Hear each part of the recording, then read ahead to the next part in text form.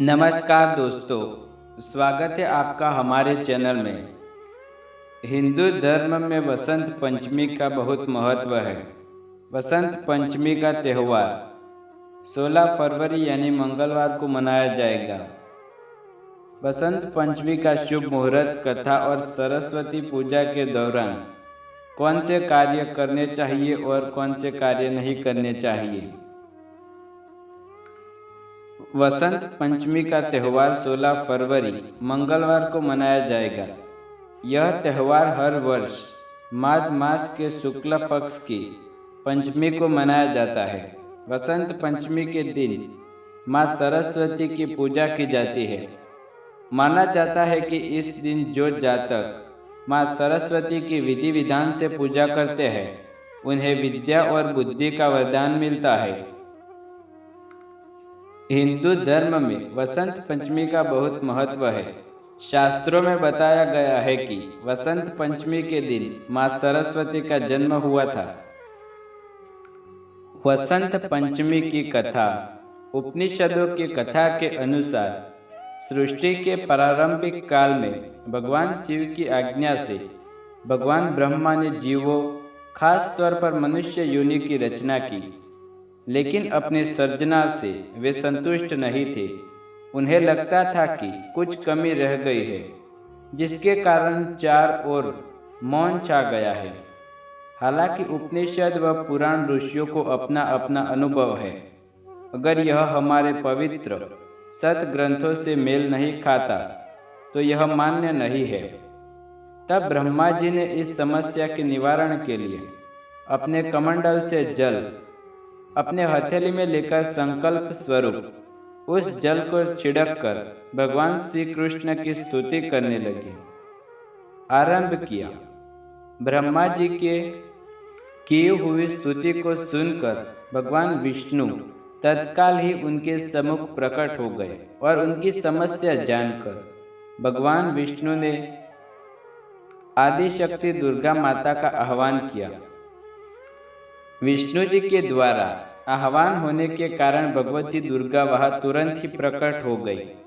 तब ब्रह्मा एवं विष्णु जी ने उन्हें इस संकट को दूर करने का निवेदन किया। ब्रह्मा जी तथा विष्णु जी की बातों को सुनने के बाद उसी क्षण आदिशक्ति दुर्गा माता के शरीर से श्वेत रंग का एक भारी तेज उत्पन्न हुआ, जो एक दिव्य के रूप में बदल गया।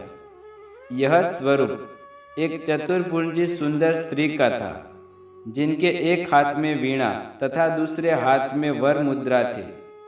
अन्य दोनों हाथों में पुस्तक व माला थी। आदिशक्ति श्री दुर्गा के शरीर से उत्पन्न तेज से प्रकट होते ही उन देवी ने वीणा का मधुर नाद किया, जिससे संसार के समस्त जीव जंतुओं को वाणी प्राप्त हो गई। जलधारा में कोलाहल व्याप्त हो गया। पवन चलने से सरसराहट होने लगी।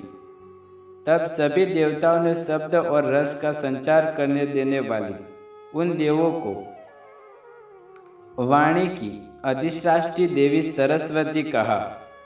फिर आदिशक्ति भगवती दुर्गा ने ब्रह्मा जी से कहा कि मेरे तेज से उत्पन्न हुई ये देवी सरस्वती आपकी पत्नी बनेगी।